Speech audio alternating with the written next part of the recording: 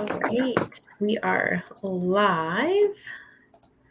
Opening up the room here. We've got a few people trickling in. That's good to see. Hello, Dawn. Hello, Farzana, Krista, Lordana. There we go. Yeah, wonderful. So, hello, everyone. We are just taking a few minutes to get the webinar room open, and we'll be starting right at 6:30. So, get yourself comfortable. Grab a tea or water or a glass of wine, or an adaptogenic mushroom drink, whatever you want. Whatever is your fancy. Mm-hmm. I'm hoping we have some ladies back from last week after our big conversation. Yeah. I was wondering if we'd have any reach outs after our big libido talk. Right? Yeah. Let us know in the chat if you were here last week or where you're tuning in from. We always love to see who's here and where you are at. Yeah. And thank you everybody for coming. I was just saying to Haley, it's almost bittersweet because this is the last session of the women's series. And every time it starts, I'm always like, we have a whole month ahead of us for, 4 dates. And then when the last one comes in, I'm always a little sad that that's it for now. And because it's always so much fun. I love doing this. So it's crazy to think this is year 3. Yeah. Thank you so much for Nature's Fair for having me back. But it's been Always. great.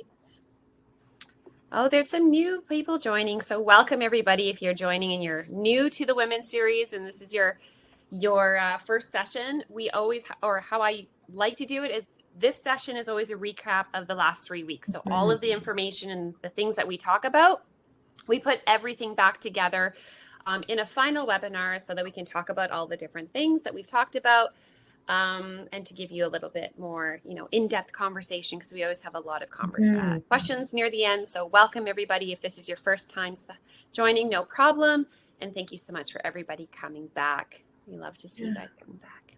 It's a good full circle moment to be on tonight because you kind of connect all the dots, put it all together. And if you did miss the first 3, we do have them on our YouTube channel. You can watch the replays whenever it's convenient for you. And we will be saving tonight's and uploading it tomorrow, as well as emailing it out to the attendees too. So if you're new or if it's you're a veteran, we welcome everyone tonight. And we do have a door prize for a lucky participant. So if you're in the chat or in the Q&A, we'll do a random prize draw at the end of the event tonight, and we'll send out a gift basket and a Nature's Fair gift card to whichever store you shop at. Perfect. And thank you so much for that. And for those of you, if you're attending and you were one of the previous winners, they're already on their way to you guys. So stay tuned for your goodies. Yeah. So it's 6:30, Shalane. Shall we get started? Yeah, absolutely. We can. Awesome. Thank you so much to everyone who is joining us tonight. We have Shalane Wilkins, and we are doing the final hormone series. And this one is all about estrogen and hormone imbalances and tying it all together. We're going to reveal how these hormone shifts can impact so many different areas of your health and well-being, and through various stages of your womanhood, and finding ways to just restore that balance and bring back a lot of vitality. So my name is Haley, and I support our wellness events program with Nature's Fair Markets. We're really grateful to have Shalane and to have had Lorna Vanderhig, who hosted this incredible series with us again this year. We will share the YouTube link. I see some people asking in the chat how you can access the previous talks, and I'll put that YouTube link in there for you. Tonight's presentation will be about 45 minutes. We will do some Q&A at the end. The microphones for the guests are muted, but the Q&A box is open, and we'll be answering your questions if we can as we go. And if not, I'll be flagging them, and we'll come back and have a little conversation at the end. Before I hand it over to Shalane, I'll give you a little bit on her background. Yep. She is a Vancouver-based registered holistic nutritionist and a women's health educator. She's passionate about empowering women to redefine their health, which is why we love working with her so much. She shares her expertise in women's health, hormones, digestive health, skin health, and is a brand educator for the natural health and wellness industry. As a proud women's health advocate and almost disruptor to the industry, Shalane is a creator of a women's health and lifestyle forum and hosts a podcast called A Hot Mess, which you should check out. Yeah. Thank you so much for being here tonight, and we look forward to learning from you again, Shalane. And with that, the floor is yours. I'm going to turn off my video here. Thank you so much, Haley. And thank you, Nature's Fair. For those of you guys, if you just signed in, and that's such an amazing introduction. This is the third year that we've hosted this series, and I look forward to this series every year. So you know what? Thank you so much for you guys all joining in. This series just means a lot to me. So I look forward to chatting with you guys about hormones. Tonight we're going to dive into all sorts of hormones. Haley's already kind of introduced me to you guys, so I don't need to share this too much with you guys. But I've definitely spent a lot of time in this industry, really focused on women's health. And it was incredible having Lorna join us for the last 3 weeks, because Lorna was my mentor in getting into women's health and sharing my passion. And she really, paved the way when it came to just, talking about women's health and hormones. And so it was a great honor to share this series with her. And she offers a lot of amazing information and education. Which I know she feels very strongly about, as so do I, when it comes to, empowering women. And because we're all women and we all want to learn more about our bodies and look after ourselves and, take ownership of our health. And that's where my passion lies and where the Women's Health series started.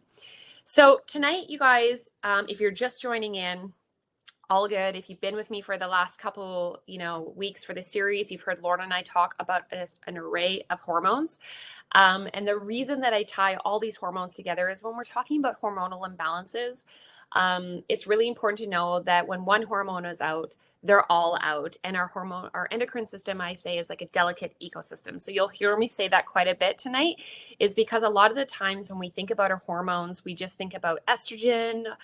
So our sex hormones, we think about estrogen or maybe progesterone, but we don't really realize how all the other hormones in our body, especially in our endocrine system, can play a role in that. And this women's series, we talked a lot about our thyroid. We talked about our stress hormones, or our adrenal glands.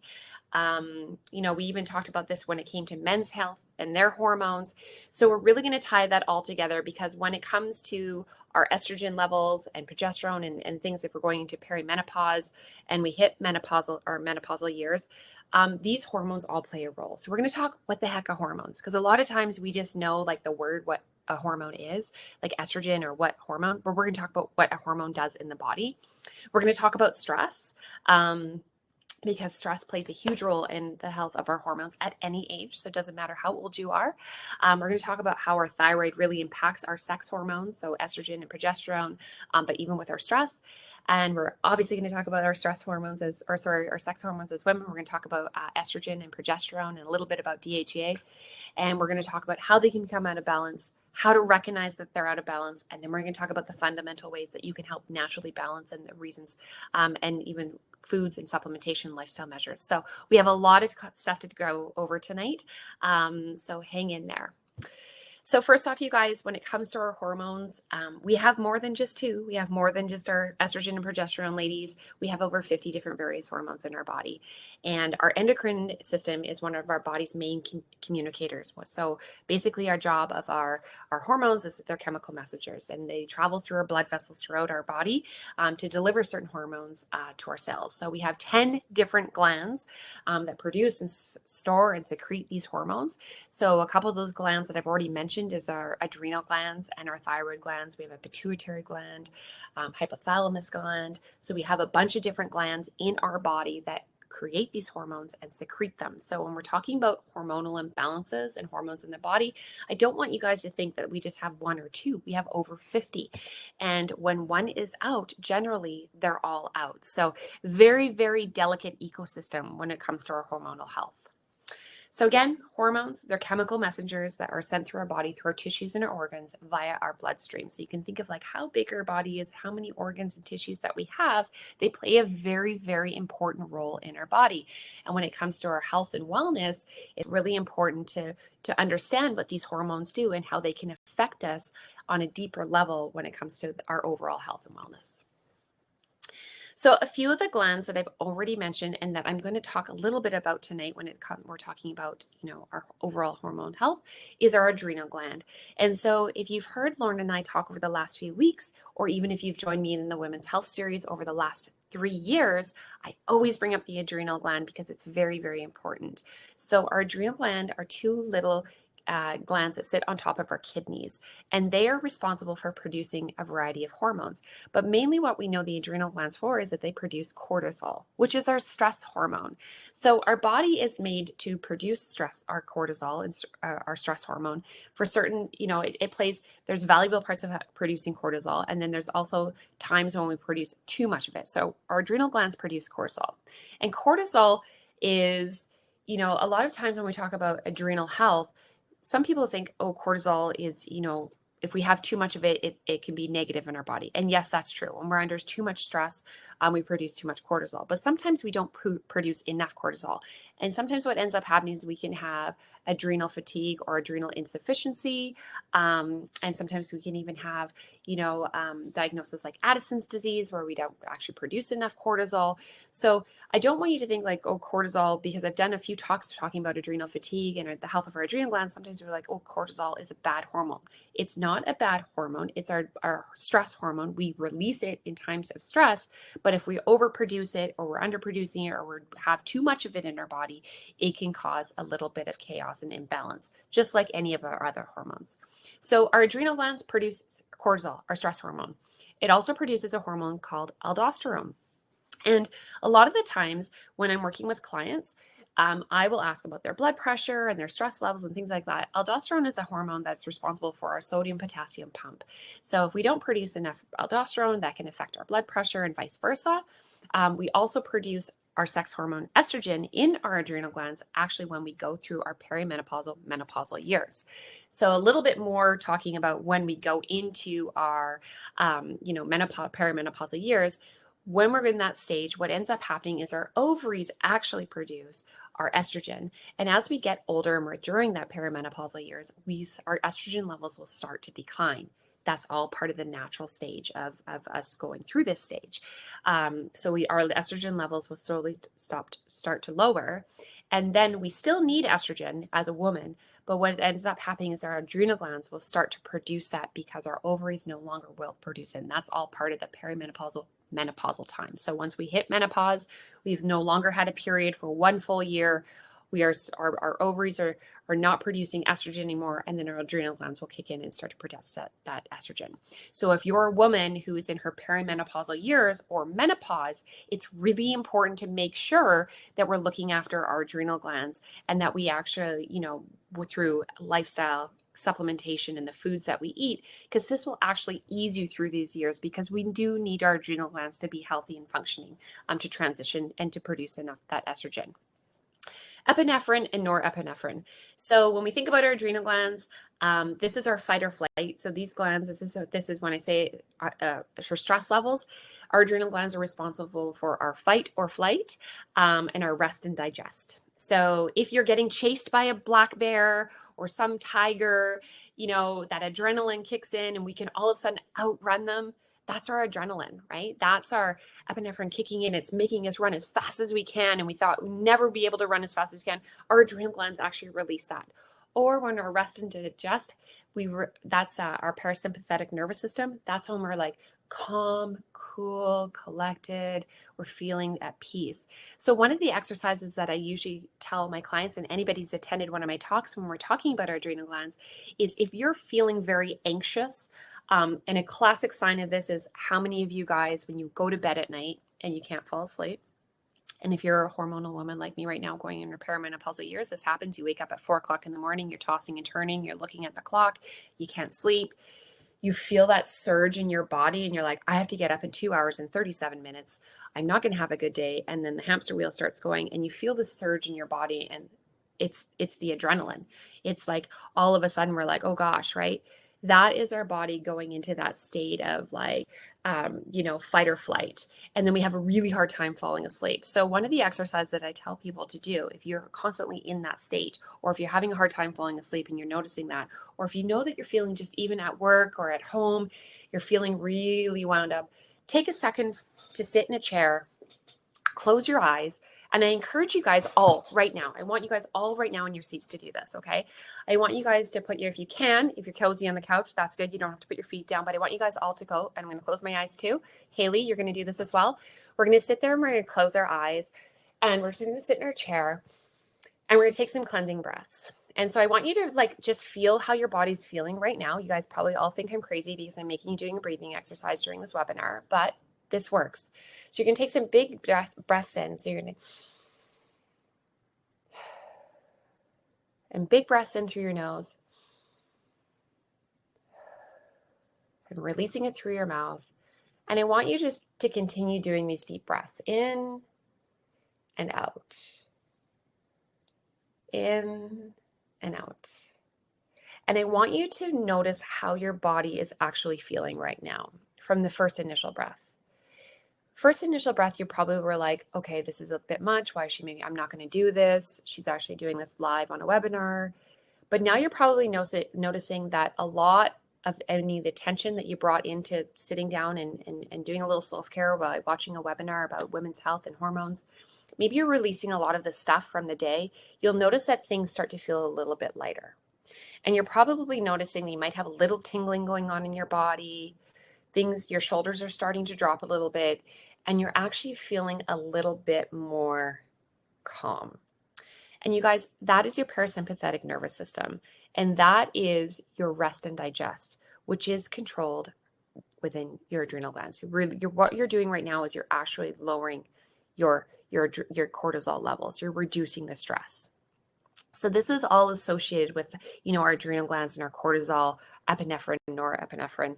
So really great exercise if you're a person that goes through, a lot of anxiety, if you're under a lot of stress, if you have a hard time falling asleep at night, if you wake up in the middle of the night. These are all great. This breathing exercise, you only have to do it for 30 to 60 seconds. And you guys can open your eyes and come back to joining if you haven't already. But this is a great breathing exercise that I recommend anybody to do to really get in touch with your body. So our adrenal glands. Next is our thyroid gland. So we talked a lot about this in the women's series, how important our thyroid gland is. It produces a couple of hormones, our T3, our T4. There's the symptoms associated with our thyroid glands when we're talking about women's health. Very high association with hypothyroidism for women, especially with a higher diagnosis in our 40s. It often goes undiagnosed for many, many years. And then once we hit our 40s, that's usually when we have a diagnosis. We talked about different blood tests to ask your doctor to give you when you went to the lab to check your thyroid hormones. And also we talked about the different symptoms and signs that are associated with that. So definitely related to our sex hormones. Next are ovaries. And I did put testes on here because men also have hormones, and I think it's really important to, talk about that. But for women, when we're talking about our sex hormones, we're talking about our estrogen, we're talking about our progesterone. Women have testosterone, just like men also have estrogen, our luteinizing hormone, and our follicular stimulating hormone. We're not going to dive too much into the two bottom ones, our luteinizing hormone and follicular stimulating hormone. Those hormones come really important when we're talking about trying to get pregnant and fertility. Testosterone definitely will play a role in our estrogen and progesterone if those are out of balance. A lot of hormonal imbalances can be associated with having too much estrogen or too much testosterone as a woman. So things where we see that too many androgens and or testosterone with things like PCOS. But tonight we're really just going to focus on that estrogen and that progesterone. And next is our pituitary and our pineal glands. And where you can see there, this growth hormone, our melatonin. So melatonin is our sleep hormone. Again, that luteinizing hormone, and our follicular stimulating hormone, and our ACTH. So not too much we'll dive into that. Maybe in the next wellness series, we'll open up a whole conversation about fertility and understanding those hormones more. But we will talk a little bit about melatonin because that is our sleep hormone. And just so you know, you guys, 80% of people suffer from some sort of hormonal imbalance throughout their lifetime. And we've really, really focused a lot about that during this women's health series and over even the last 3 years, is because more and more women that I talk to, and especially when I ran my practice and I worked with clients, is that women would come to me and they knew something was off in their body. They really just weren't feeling well. And a lot of the times women would come to me and be like, I've gained a lot of weight in the last year or two. I feel very lethargic. I'm having a hard time losing my weight. I don't feel like myself. My hair is falling out. I'm cold all the time. I don't go to the washroom regularly. And they would be sitting there thinking like something was, absolutely wrong with them, or, maybe, they were making things up in their head. But these were all signs and symptoms of various hormonal imbalances. And that's really what made me want to start this series, because I also was a person that went through it personally years ago, and why I became a registered holistic nutritionist, because I knew that your body is very smart. Your body will send you signs and signals all the time when something's out of balance or out of sorts. And it will start slowly with a couple signs here and there. And then it will eventually be like, red flag, something is going on. And that's usually when you're like, hey, wait a minute, I'm not feeling very good. Or, hey, I got to do something, right? So I was at that stage in my life a few years ago. And that's when I was diagnosed with hormonal imbalances and autoimmune issues. So my inspiration comes from, my own story and empowering you ladies to follow your own cues and to have a better understanding of how our bodies work. So that's why this women's series is so important. So stress. Stress is a state of mental and emotional strain and tension resulting from adverse or very demanding circumstances. One of my favorite questions with clients as well is, how much stress are you under? How many of you guys would be like, I don't really have much stress in my life? Or, yeah, I have some stress, but I can deal with it. It's okay. So there's two types of stress that we go through. I'm a mom of 2 teenage daughters. They play a million sports. I work a full-time job. I have stress, but I deal with it every single day. So number one, acute stress is like the kind of stress that happens that just shocks you, right? So maybe a sudden onset of illness, if we're in a car accident, if we sustain an injury, the unfortunate event of like losing a loved one, or something as much as like losing a job. Acute stress is something that like suddenly hits you, impacts you. And we all know what that's like if we've experienced that. It's just our body's in absolute shock. Some of us may not eat, we don't sleep, or it could be vice versa. We sleep a lot, we feel depression, that is acute stress. Chronic stress is one of the main leading conditions right now that is affecting women, men, and children. We're coming out of a 2-year pandemic. We've had to shift and adapt, and our whole lives the carpet's been thrown out from underneath us. We've had to redo everything. We've had to navigate through something that none of us have ever navigated. Chronic stress is the day-to-day, the day-to-day occurrence of everything that goes on. So our work-life balance, if you go to school or your kids go to school, daily life stresses. Have you done the laundry? Do you have groceries? Can you pay your bills? What are we going to do next? How am I going to handle this? Finances. I put exercising here too much because that is a huge thing too. Sometimes people use, exercise a lot to reduce stress, but that can even cause more stress in your body. So chronic stress is that everyday occurrence that we go through. And generally with chronic stress, what happens is when we first start doing it, we're like, I'm so stressed out. And then because our body's super smart, we learn to adapt. But it actually, every day as we kind of get used to the stress levels that we're under, it actually takes a toll on our body. We can handle it in the beginning, okay. We can kind of go through it and be like, okay, I've got this. Maybe start drinking a little bit more coffee. You're sleeping in a little bit more because you're tired, or maybe you're losing sleep because you're getting used to sleep 8 hours a night now because you're under so much stress. You're not getting those deep sleeps. Now you're navigating 4 hours of sleep, but you're able to still function because you're in that fight or flight mode. You're running off adrenaline every day. You can only do that for so long before other things in your body start to shift and, become out of balance. And that's why it's super important to talk about our stress levels and our cortisol levels, because when we're under tons of stress, it will start to affect our thyroid health and our thyroid hormone. And then that will start to affect our sex hormones, so our progesterone and our estrogen production. our testosterone. So it starts to catapult, and then we start to get different things going on in our body, such as hormonal imbalances. So some signs of stress here: weight loss, weight gain. We are riddled with headaches. We have a lot of fatigue, irritability, depression, anxiety, aging skin, inability to cope. We have food cravings, digestive disorders, so IBS and IBD. Maybe we're having rashes all over our body, so things like hives or different kinds of skin rashes. Our blood pressure could be through the roof, so we have high blood pressure, or maybe we have really low blood pressure. So these are all signs of stress. So when people used to come and see me as clients, I would be like, okay, so a lot of these symptoms that they're saying to me that they're experiencing, I would be like, how much stress are you under? And they'd be like, well, I don't really have any stress. And if you've ever worked with me, I poke and prod until I'm like, okay, so how much free time do you give yourself? How much self-care do you do? Tell me on a daily basis what you do. And usually the women I worked with, they would have this whole list of things in that. And a lot of the times there was zero things that they were doing for themselves. They were doing things for everybody else in their family, or they were overdoing too much work. They weren't looking after themselves. And that's where we really had to start and address the things. Because I'd be like, you're pushing your body too hard. These are all signs of stress. And I can pretty much guarantee your irregular periods or your heavy periods or things like this are all going to be associated with this. So we can't talk about our hormones without talking about our stress levels, our adrenal glands, and our stress hormone. Next is your thyroid. So ladies, you should really get to know your thyroid. Our thyroid gland is a butterfly gland that sits here on the front of our throat. It is one of, for women, especially in our 40s, I think it's 1 in 5 women get diagnosed with some sort of thyroid disorder.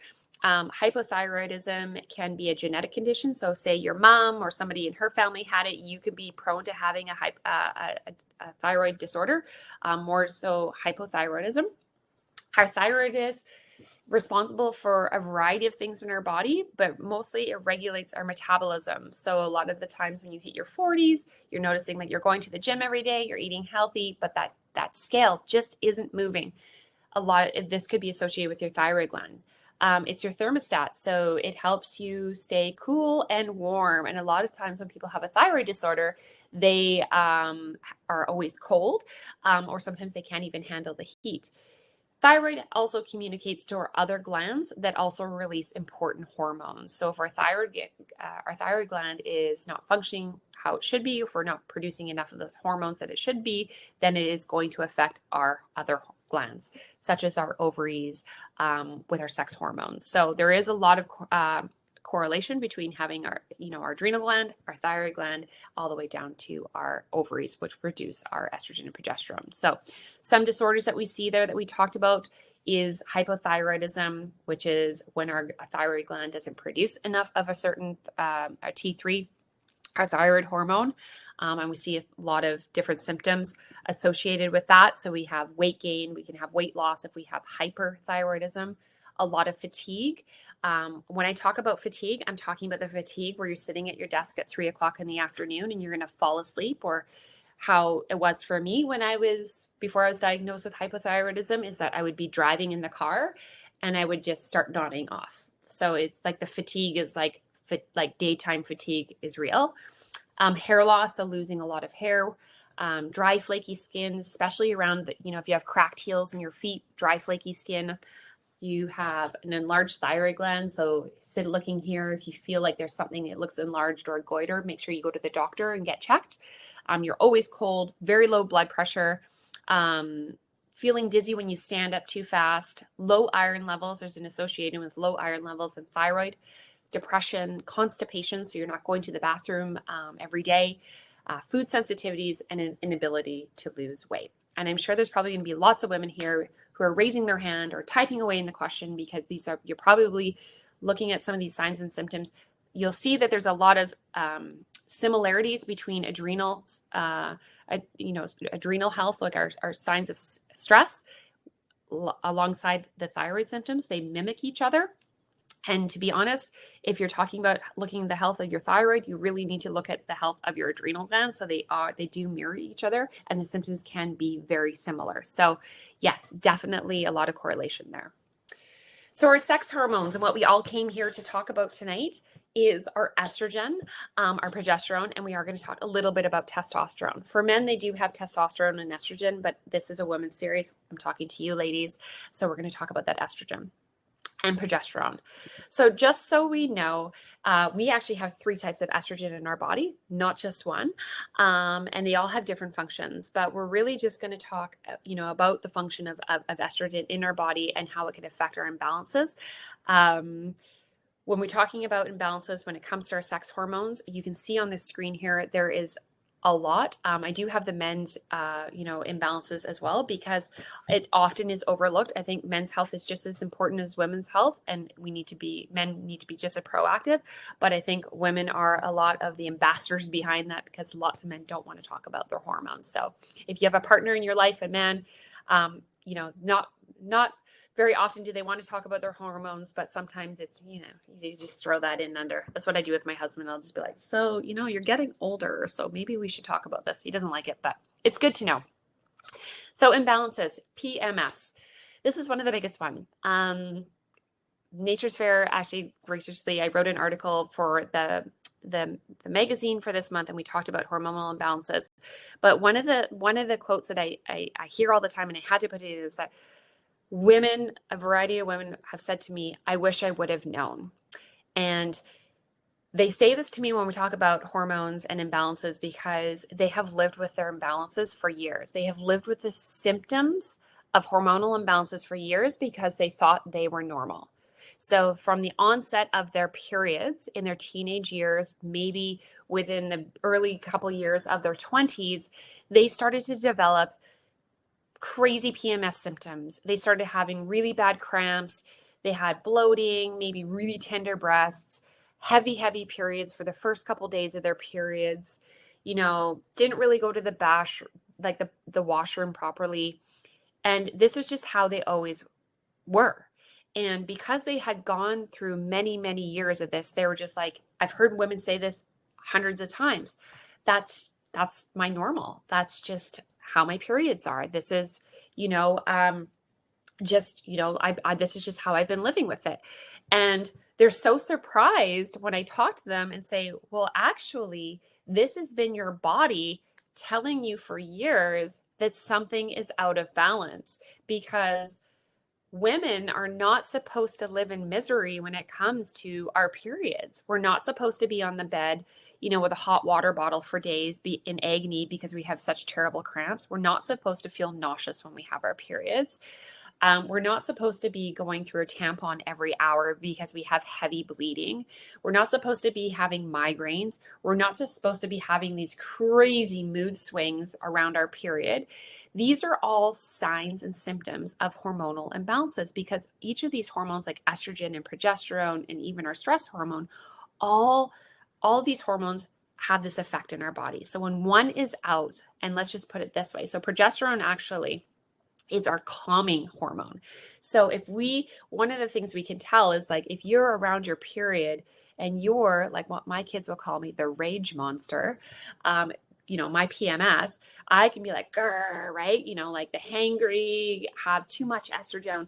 I need that progesterone to kind of level me out, so I'm not going into my a week before my period being super grumpy and yelling at them because they left towels on the floor for the 100th time.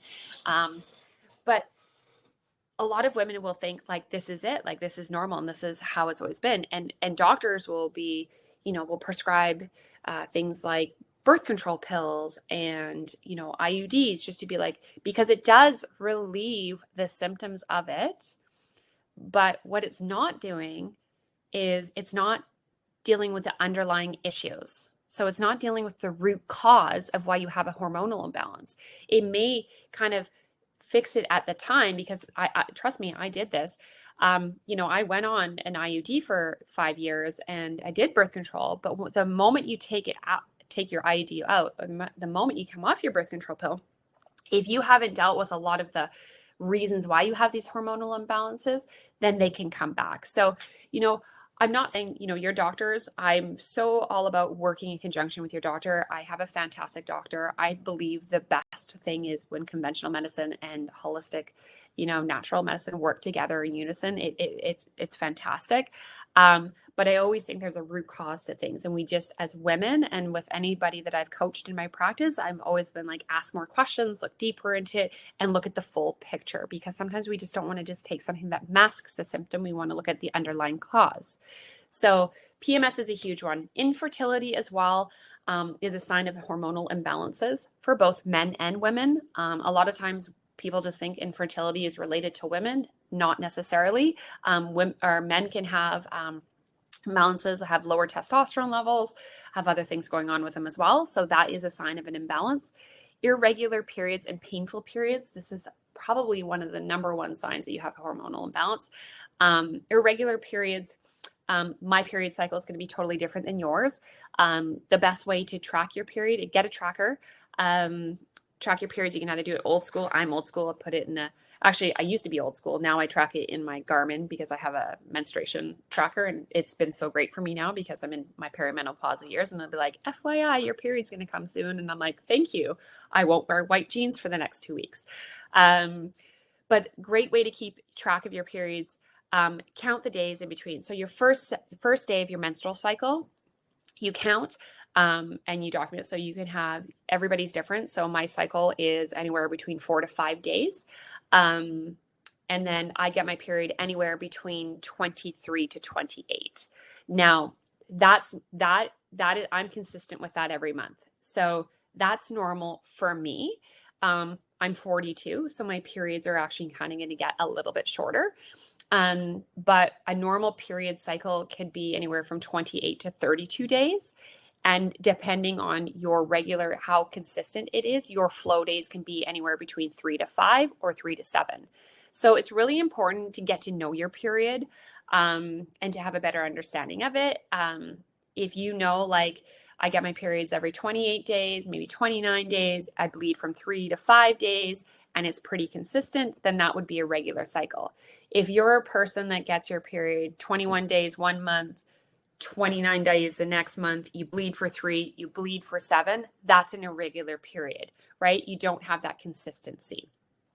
Headaches and weight gain can definitely be associated with hormonal imbalances. Acne, you can get acne in your later years, especially if it's along the sides of your cheek here. This can be related to too much testosterone and androgens in our body. For men, libido levels, as well as women, we talked about that last week. Too much estrogen, too little estrogen, too much testosterone. These can all affect our libido levels, and these will fluctuate as we age. So it's just that fluctuation and stress. Cortisol is the number one libido killer, guys. Like, if you're under a lot of stress, you're not going to feel like doing it. You're not going to have that. You're too stressed out. You're tired.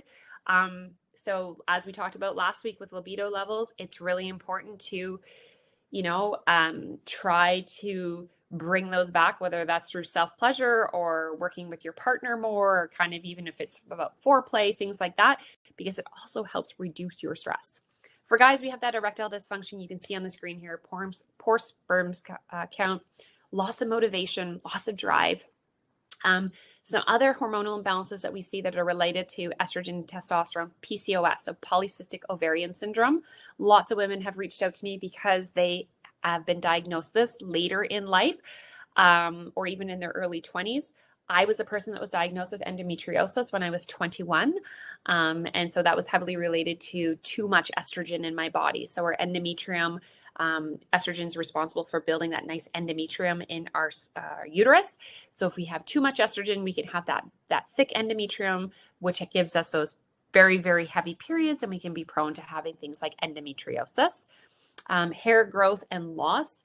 So for men, male pattern baldness can be associated with, a decline in testosterone. And for women, androgen and testosterone, we may notice that we have facial hair, so the mustache, the chin, even around our nipples. We can find that we have more hair on our body. That can be a hormonal imbalance with too much androgen and testosterone.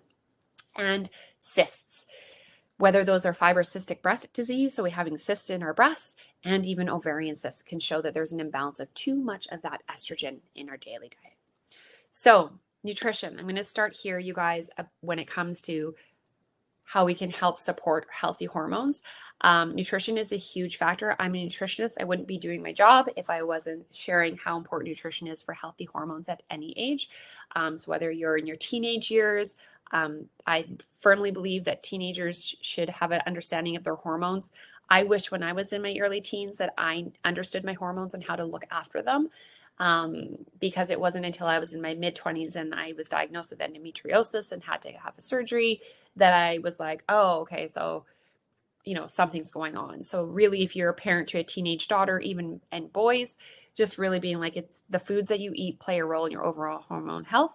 And we'll talk about even some other factors to having healthy hormones. So really important that we eat good amount of macronutrients. So fibrous carbs, our protein, our complex carbs, and we reduce our sugars.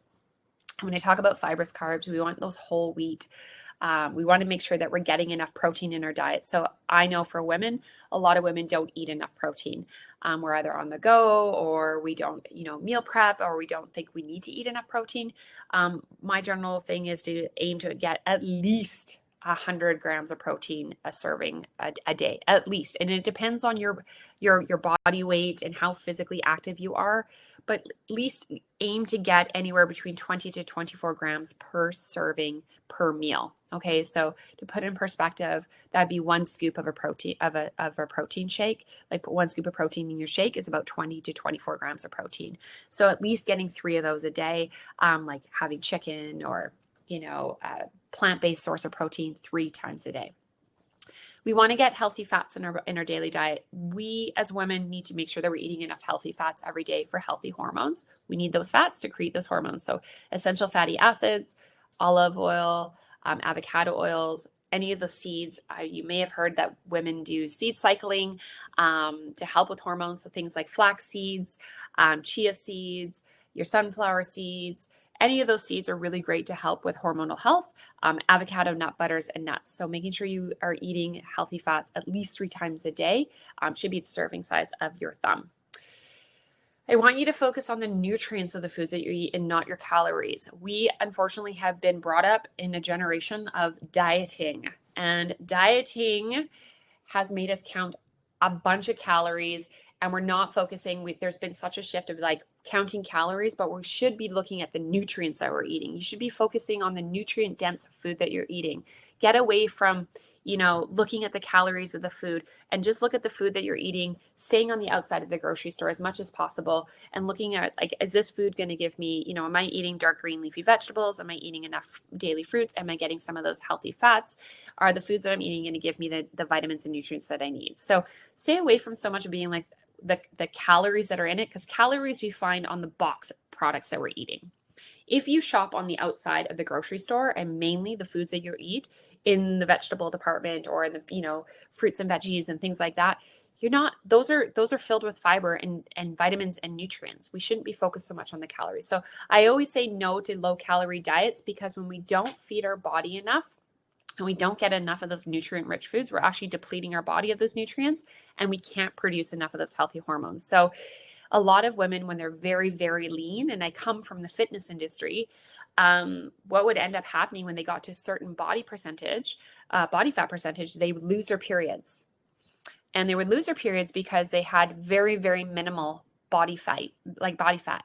And that's actually not healthy for you. You never want to just lose your periods because you don't have enough of that body fat. So you want to make sure, because when your periods are ending, it's because you're not producing enough of those estrogens. You need to make sure that you're feeding your body those nutrients to produce enough of those healthy hormones. Because we need to make sure as we get older, estrogen, even though our ovaries stop producing it when we go into our menopausal years, it's still important. Our adrenal glands will kick in and produce it because we still need it for the elasticity of our blood vessels. We need it for our bone health. So we still need to have, enough estrogen. It doesn't just stop and we don't utilize it anymore. So really, really important to make sure you're eating nutrient-dense food. And I can tell you that I've been a nutritionist for 5 years. I've done every single diet in the book. There's a lot of breaking the chains of the diet world when you look at the foods that you're eating and you realize this is good food for me.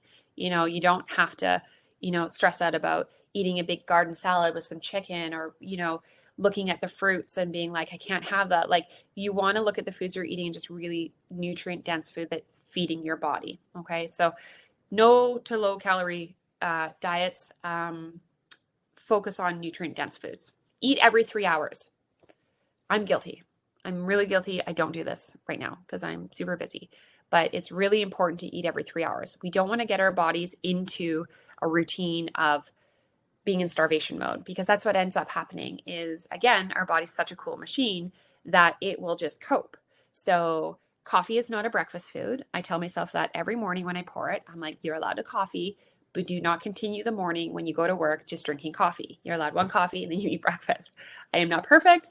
I need to listen to my own webinars sometime to be like, hey, get back on track.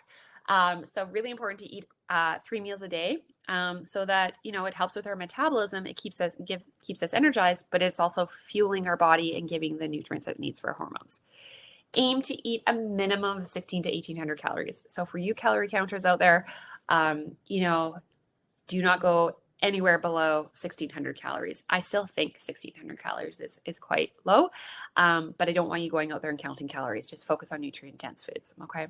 Intermittent fasting works great.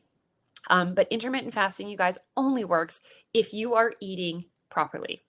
So if you are a person that gets up in the morning, you have a coffee and you don't eat till noon, and then you have like a small salad with some chicken, and then you don't eat again till 7 o'clock at night, and then that's it, and then you don't eat for 12, you're not fueling your body properly. Like, your body's actually going to be in starvation mode. Your body's what ends up happening is when your body thinks you're not going to feed it, it will actually, when you feed it next, will store the food that you eat as fat because it thinks you're not going to feed it anymore. So thinking like, oh, I just won't eat, it's actually going to backfire, and it slows your metabolism right down. Intermittent fasting only works when you're eating consistently through that period of time. So if you decide to fast for 12 hours and then the next 12 hours you have a window that you're going to eat for 6 to 8 hours, you got to eat, at least 3 meals with those macronutrients that you see there. So a fibrous carb, a protein, a complex carb, and definitely a healthy fat. Reduce your sugar. Somebody's just asked here, which is great, eating every 3 hours from what time in the morning until what time in the evening. This is up to you and what fits into your schedule. I actually sometimes will even do 3 meals, 2 snacks a day. It just depends. I just encourage people to make sure you're eating breakfast, lunch, and dinner, whatever works for you.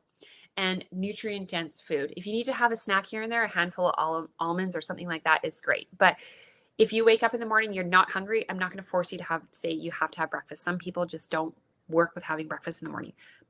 I used to be a person, as soon as I woke up in the morning, depends if you work out and how active you are, I used to have to eat right away. So just aim to eat every 3 hours. Don't go long periods in between, even if it's a little snack or something on the go, whatever works in your schedule.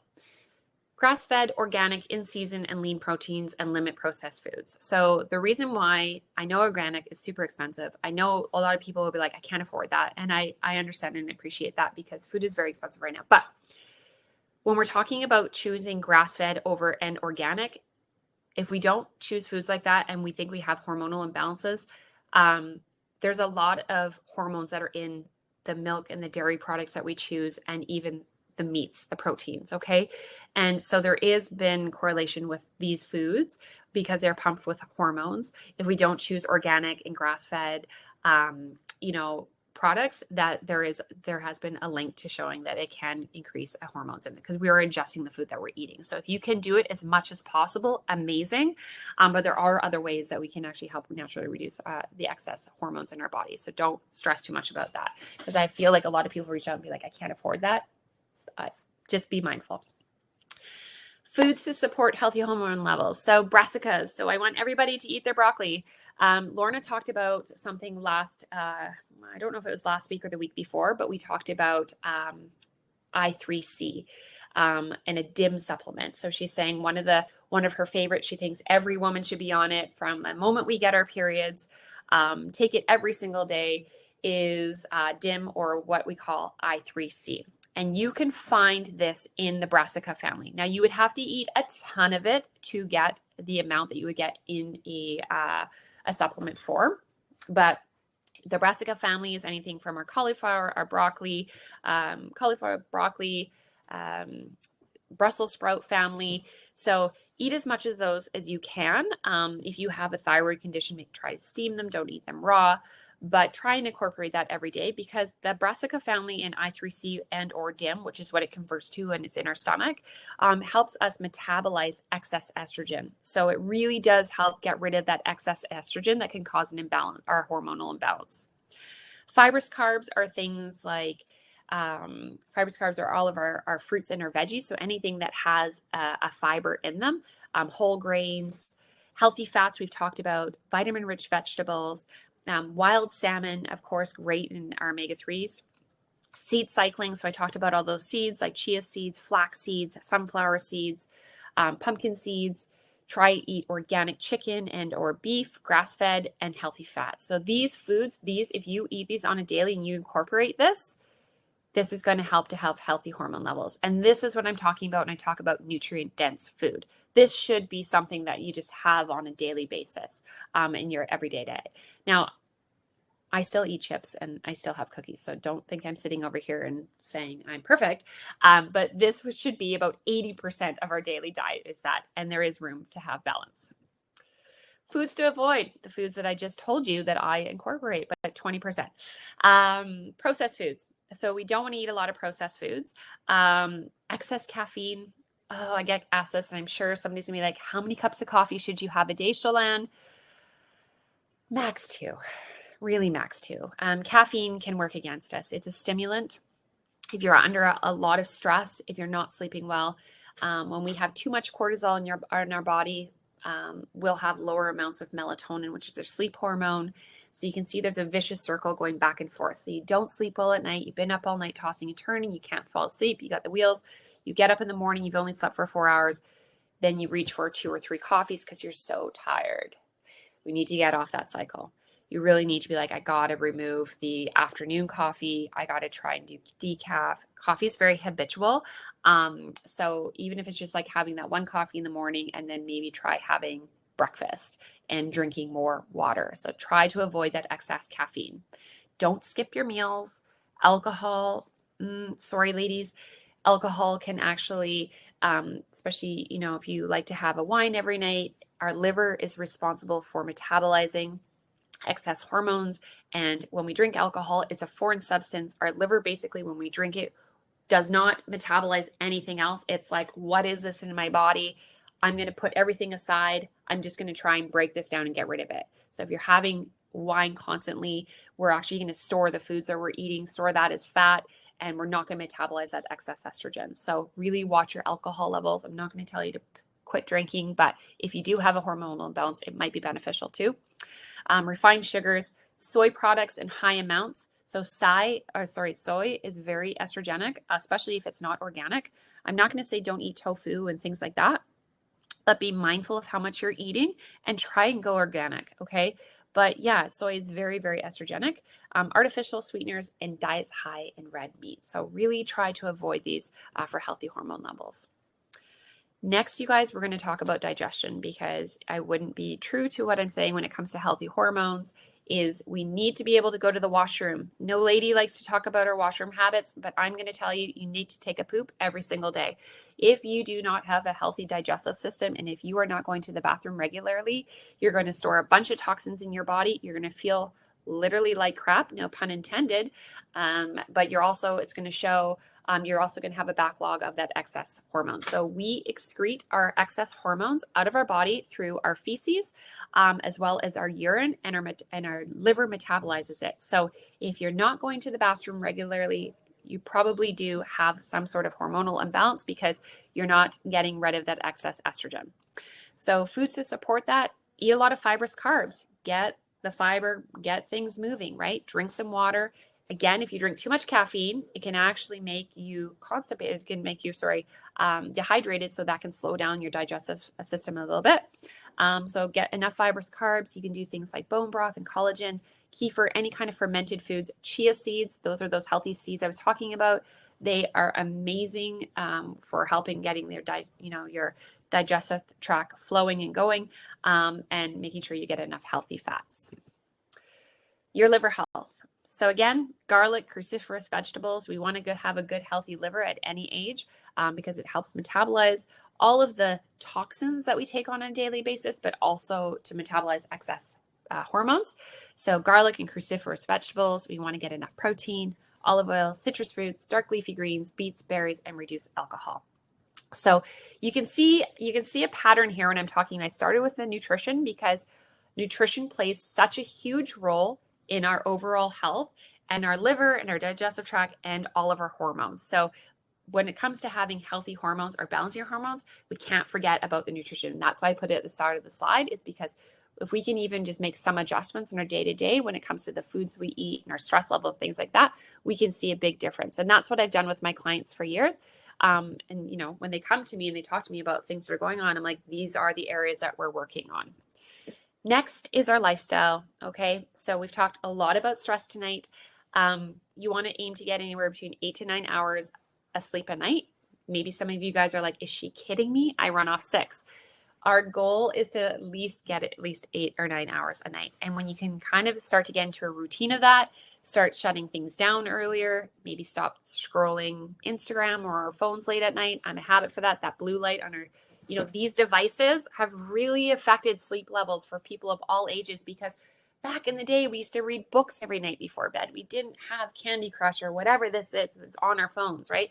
The blue light in our cell phone, it affects our pineal gland, which produces our melatonin. So if you're on a screen every night and you're not able to fall asleep or you have trouble sleeping, I really encourage you to not go on your phone for an hour before bedtime and start to do like a bedtime routine. Meditation, yoga, and timeouts really start to bring those stress levels down. Do that breathing exercise I taught you guys for at least 1 minute a day if you can, or if you need more. Move your body, exercise, strength training, walking, running, HIIT, whatever you can do. Just go for a walk, even if it's 10 minutes. Get outside, do something for yourself, move your body, and find balance. When I talk about finding balance, it's not just with our hormones, it's talking about our work-life balance, okay? Don't let work overtake your life. Don't let it consume you and take away from everything that, that matters. Really find that work-life balance. Work on your balance and your nutrition. Allow yourself that 20% to have a glass of wine or a donut or things, but 80% of it you're feeding. Like a good thing that I tell my clients, Monday to Friday, hammer out that nutrition. Be like, Monday to Friday, I'm really going to keep my nutrition in check. On the weekends, I'm going to enjoy myself. I'm going to eat, have an ice cream. I'm going to do this. Find some balance that works for you. That's in your nutrition, in your relationships, your friendships, your partnerships, all that. Find that balance, okay? And reduce your screen time. So all these steps can help our overall, hormone when it comes to our cortisol, our sex hormones, and so much more. Lastly, you guys, our personal care products. I know Nature's Fair just did a big thing last week about beauty line and personal care products. This is really important. We live in, an industry that there's a ton of products out there. And when I became a holistic nutritionist, I had no idea about the toxic chemicals that were in the products that we use day to day, whether that's our house cleaning chemicals, our laundry detergent, the products that we put on our face, the creams, the lotions, the potions, the perfumes, hairspray, the things like, there's so many chemicals. So not to scare you, but it is good to have a look, because there is a bunch of different chemicals that are things called endocrine disruptors. So when it comes to our personal care products, I really suggest using natural and plant-based products. Avoid anything of plastics. Try to use organic skincare and makeup as much as possible. Choose essential oils over fragrance, and choose natural cleaning products. And I know Nature's Fair has an amazing selection of all of these. And I know that they're all, the staff in the wellness section and department can help you choose something along the lines of healthy skincare and makeup and things like that. But there really is a lot of correlation with some of the chemicals like phthalates and parabens and dioxins. These all are linked to endocrine disruptors. And when we talk about an endocrine disruptor, that can actually upset our delicate ecosystem, our endocrine system. When you think about how many personal care products we put on our body today, right? So our skin absorbs about 70 to 80% of the things that we put on it. So if we're continuously day to day, 3 times a day, putting lotion on, putting things on that contain these chemicals, they are absorbing into our bloodstream. So be very, very mindful of the personal care products that you're using. Lastly, I'm going to touch a little bit on supplements. hormone balancing. So nutrition number one, lifestyle number two, and then there are certain balance supplements out there that can help with hormones. So you guys, there's different variety of products on the market today. I highly suggest you go into the Wellness Center at Nature's Fair. They're all trained on a variety of different products that they have. Some great natural supports you can find are things like Vitex, which is chastity, DIM, which we talked a lot about, maca, donquay, vitamin D3, and omega-3 fatty acids. These are all hormone balancing and natural supports for women. For stress, we talked a lot about ashwagandha, rhodiola, magnesium biglycinate, again, maca, a vitamin B complex, and a vitamin C. For men's health, maca, saw palmetto, some zinc there, some vitamin D3, and some Korean red ginseng. So if you have questions about, supplementation and things around that, the next time you go into Nature's Fair, just talk to the ladies or the men in the wellness department, and they can give you a product recommendation based upon things that are going on. And then there's some here for our liver health. So milk thistle, our detox drops, spirulina and chlorella, nettles, and antioxidants. So with that, I don't want to keep you guys all night. I'm looking at the time. It got right to like 1 hour. It's supposed to be 45 minutes, but I'm sorry. That's how I roll. It's good, Shalane. There's so many good moments and takeaways there. Thank you. Oh, good. I didn't. Lots of good questions too. Is there? Okay. Yeah, I think a couple are grouped in the area of iron. Okay. And like its connection to hormones. So, if you're already on an iron supplement, but they're still experiencing that hair loss and extreme fatigue and cold, are there other things to be considering and checking in on your health, if that's the case? Yeah, so there is, sorry, I'm just closing my door because my family just got in. This is how I roll. So first off, depending on the iron supplement you're taking, so our iron levels are really hard to kind of get back up. So first off, have patience and time when it comes to getting our iron levels back up. It's really hard to absorb in the body, so it does take some time. But if you are still experiencing the symptoms of fatigue and hair loss, I really would encourage you to go and get a thyroid panel done, because there is association with thyroid conditions with our iron levels. And I know, so if you go to the YouTube channel, like Nature's Fair YouTube channel, and you click on the thyroid talk with Lorna and I, she does dive into that a little bit more. And she does actually talk about the blood test that she recommends for you to get tested for your thyroid. But there is correlation. So if you're still, hair loss, fatigue is a huge one. The fatigue, honestly, for me personally, from thyroid versus iron, the fatigue for me was more like, I think for me personally, the iron, when I had low irons, I just physically felt exhausted. Like going up the stairs, I was just like, oh my gosh, like, you're just winded. Like you go to try and go for a run and you're just like, you can't, like you feel like this pressure, you just can't breathe and you're just tired. The fatigue when it came to thyroid was like, I was just going to like head drop. Like I was just going to fall asleep. So a little bit of a different fatigue. So highly recommend going to your doctor and asking for a thyroid panel to check your TSH and your T3 levels for sure. Yeah, that's great. A question came up about hormone imbalances affecting your eyesight. We didn't talk about that, but is that a possible side effect? Oh, interesting. So I haven't really heard anything too much. As we do get older, our eyesight does start to decline.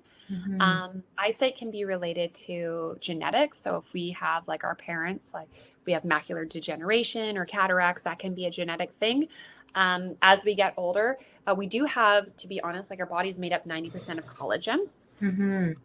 As we get older, our collagen levels start to decline. More so for women, can be like up to 40% after we get into our menopausal years. But it could be from nutritional deficiencies and things like that. So I don't want to say it's associated with hormones, and I don't know enough about the correlation of that. But if you're noticing a decline in your eyesight, it could very well just be as you're getting older. And like I said, like hormones affect every part of our body. So that's a good question. I would go with the doctor with that one, because I haven't seen the association with that. But absolutely. Coming from a girl who wears bifocals.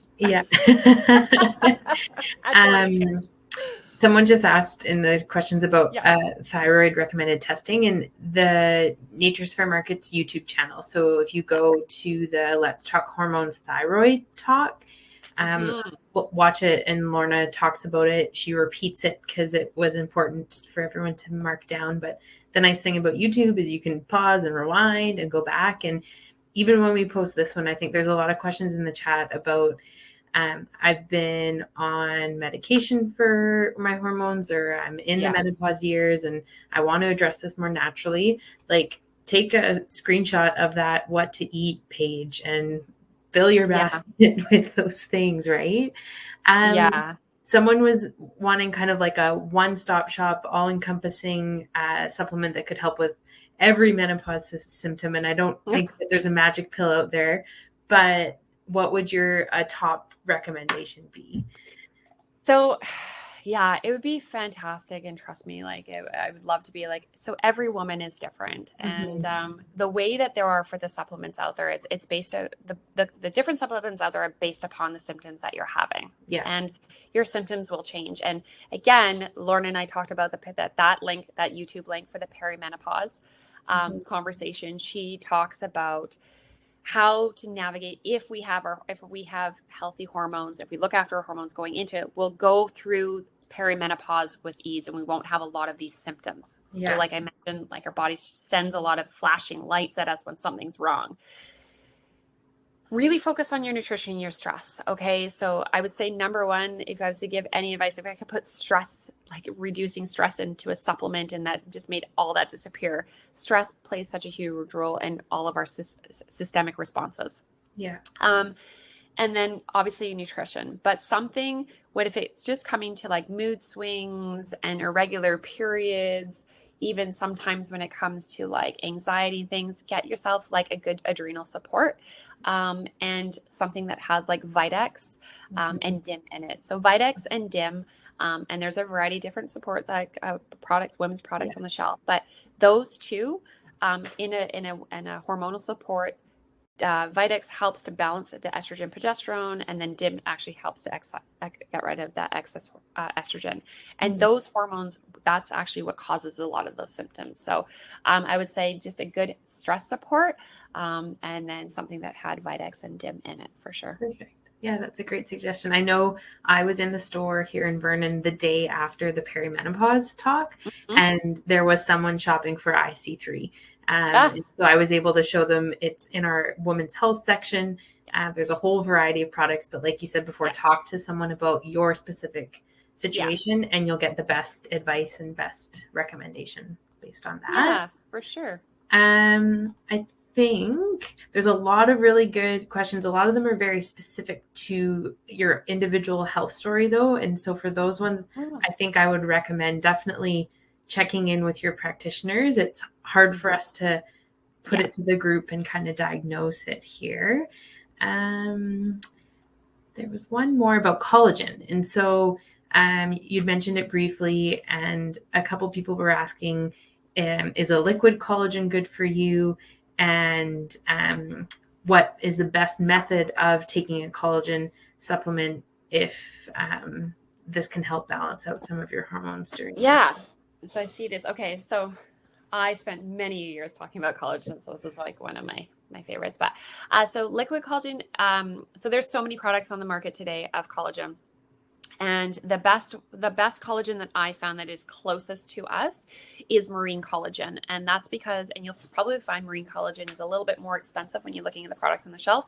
And the reason I like marine collagen is because it's actually most bioavailable. So collagen is actually a large molecule, and it has to go through a hydrolyzation process to break that down so our body can absorb it. And so marine collagen is the closest to our actual collagen structure. And collagen, basically what makes collagen so great, it's actually the amino acid profile that we find in it. So if you can get a liquid collagen that is a marine collagen and or in powder form, when you put the powder into a liquid and you mix it, it's still a liquid. I would just focus on making sure it's 100% hydrolyzed. I would push more for a marine collagen. Bovine is great, but I like marine because it is more bioavailable. So you're actually absorbing it faster in your body. But it is more of a higher price point. And again, there's so many collagen products on the market.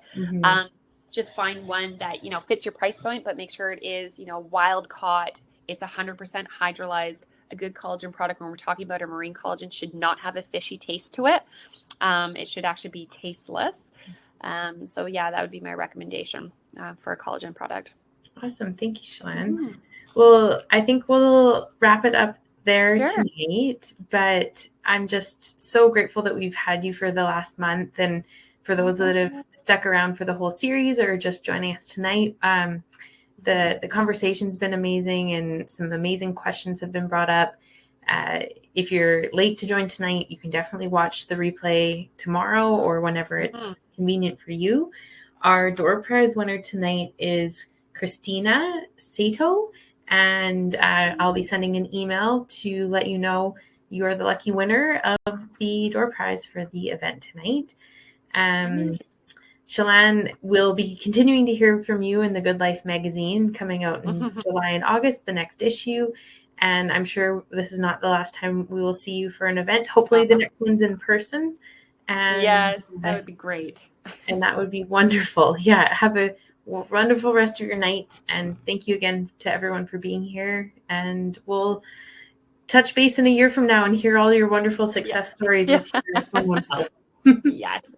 Thank you. Thank you, guys. Thank you, Haley. This has been amazing. So thank you for sharing your evening with me, and I'll see you guys soon. Okay. Good night, everyone. Bye. See ya.